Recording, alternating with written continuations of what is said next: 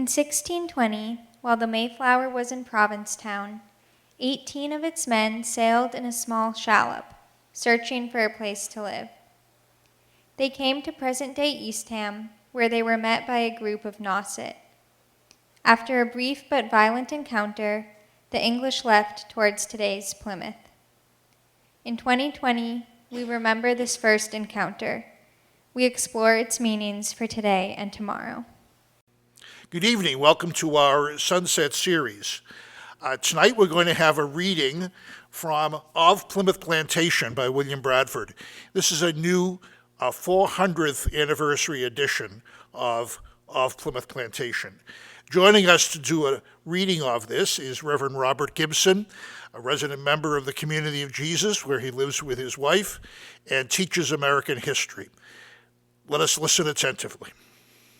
The month of November being spent in these affairs, and much foul weather falling in, the 6th of December they sent out their shallop, again with 10 of their principal men and some seamen, upon further discovery intending to circulate the deep bay of Cape Cod.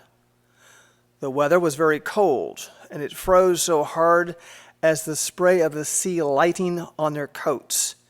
They were as if they had been glazed. Yet that night, betimes, they got down into the bottom of the bay, and as they drew near the shore, they saw 10 or 12 Indians very busy about something. They landed about a league or two from them, and they made themselves a barricado with logs and boughs as well as they could in the time. And they sent out their sentinel, and betook them to rest, and they saw the smoke of the fire the savages had made that night.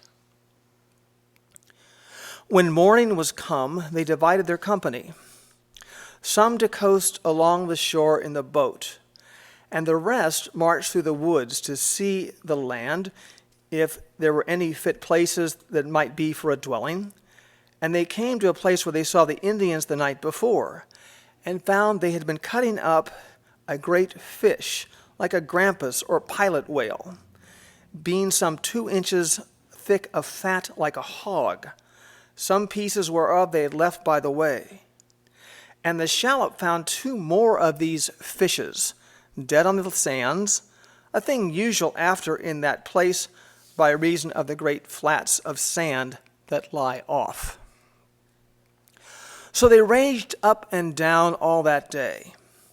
They found no people, nor any place they liked. And when the sun grew low, they hasted out of the woods to meet their shallop, to whom they made signs to come to them into a creek hard by, which they did at high water, of which they were very glad, for they had not seen each other all the day since the morning. So they made them a barricado, as usually they did every night, with logs, stakes, and thick pine boughs the height of a man, leaving it open to leeward, partly to shelter them from the cold and the wind, making their fire in the middle and lying about it, and partly to defend them from any sudden assaults of the savages, if they should surround them. So being very weary, they betook their rest. But about midnight, they heard a hideous and great cry, and their sentinel called, "Arm, arm!" So they bestirred them, and stood there to their arms, and shot off a couple of muskets, and when the noise ceased, they concluded it was a company of wolves, or such like wild beasts. For one of the seamen told them he had often heard such a noise in Newfoundland. So they rested till about 5 o'clock in the morning, for the tide and their purposes to go from thence made them be stirring betimes. So after prayer they prepared for breakfast. And it being day, dawning, it was thought best to be carrying things down to the boat. But some said it was not best to carry the arms down. Others said they would be readier, for they had lapped them up in their coats from the dew. But some 3 or 4 would not carry theirs till they went themselves. Yet it fell out the water, being not high enough, they laid them down on the bankside and came up for breakfast. But presently, all on the sudden, they heard a great and strange cry, which they knew to be the same voices they had heard in the night, though they varied their notes. One of the company, being abroad, came running in and cried, "Men, Indians, Indians!" And with all their arrows came flying among them. Their man ran with all speed to recover their arms, as by good providence of God they did. In the meantime, of those that were ready, 2 muskets were discharged at them. 2 more stood in the entrance of their rendezvous, but were commanded not to shoot till they could take full aim at the Indians. And the other 2 again charged with all speed, for there only 4 had arms there, and they defended the barricado which was first assaulted. The cry of the Indians was dreadful, especially when they saw their men run out of the rendezvous toward the shallop to recover their arms, the Indians wheeling about upon them. But some, running out with coats of mail and cutlasses in their hands, they soon got their arms and let fly amongst them and quickly stopped their violence. Yet there was a lusty man, no less valiant, who stood behind a tree within half a musket shot, and he let his arrows fly at them. He was seen to shoot 3 arrows, which were all avoided, and he stood 3 shot of a musket, till one, taking full aim at him, and made the bark or splinters of the tree fly about his ears, after which he gave an extraordinary shriek, and away they went, all of them. They left some to keep the shallop, and followed them about 1/4 mile, and shouted at them once or twice, shot off 2 or 3 pieces, and so returned. This they did, that they might conceive they were not afraid of them or in any way discouraged. Thus it pleased God to vanquish their enemies and give them deliverances, and by his special providence so to dispose that not any one of them were either hurt or hit, though their arrows came close by them, on every side of them, and the sundry of their coats which hung up in the barricado were shot through and through. Afterward they gave God solemn thanks and praise for their deliverance, and gathered up a bundle of their arrows, and sent them to England, afterward by the master of the ship, and called that place the First Encounter. From thence they departed and coasted all along, but discerned no place likely for harbor, and therefore trusted to a place that their pilot, one Mr. Coppin, who had been in the country before, did assure them was a good harbor, which he had been in, and they might fetch it before night, of which they were glad, for it began to be foul weather.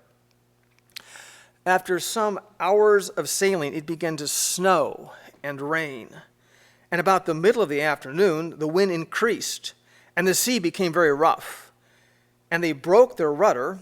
It was as much as 2 men could do to steer her with a couple of oars.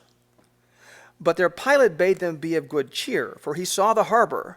But the storm increasing and night drawing on, they bore what sail they could get in while they could see. But herewith they broke their mast in 3 places, and their sail fell overboard in a very ground sea, so as they had like to have been cast away. Yet by God's mercy they recovered themselves, and having the flood with them, struck into the harbor. But when it came to it, the pilot was deceived in the place, and the Lord be merciful unto him, for his eyes never saw the place before. He and the master's mate would have run her ashore in a cove full of breakers before the wind. But a lusty seaman which stared bade those which rowed, if they were men, about with her, or else they were all cast away. The which they did with speed. So he bid them to be of good cheer, and row lustily, for there was a fair sound before them, and he doubted not that they should find one place or another where they might ride in safety.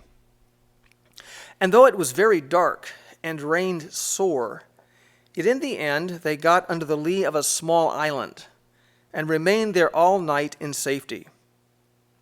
But they knew not this to be an island till morning, and were divided in their minds. Some would keep to the boat for fear there might be amongst the Indians, and others were so wet and cold that they could not endure, but got ashore, and with ado got fire, all things being so wet. And the rest were glad to come with them, for after midnight the wind shifted to the northwest, and it froze hard. But though this had been a day and night of much trouble and danger among them, yet God gave them a morning of comfort and refreshing, as he usually doth to his children. For the next day was a fair, sunshiny day, and they found themselves to be on an island and secure from the Indians, where they might dry their stuff and fix their pieces and rest themselves. And they gave God thanks for his mercies in their manifold deliverances, and this being the last day of the week, they prepared there to keep the Sabbath. My name is Joanna Hollick. I'd like to share an invitation with you regarding Eastham 400's other series, the Campfire Series. The Campfire Series is a series of hour-long presentations each Sunday in July and August that delve more deeply into some of the topics we discuss here on the Sunset Series. Previous episodes of the Campfire Series can be found on our website, eastham400.org. We are happy to announce that 2 of our campfires will be held in person. On Sunday, August 16th and Sunday, August 30th, these campfires will be held at the Eastham Windmill at 6 p.m. Presentations will feature John Hanlon, who has led the campfires at the Cape Cod National Seashore for the past 20 years, and Linda Coombs, a member of the Aquinnah Wampanoag tribe. The same presentation will be given both nights. We are excited about these events and hope to see you there.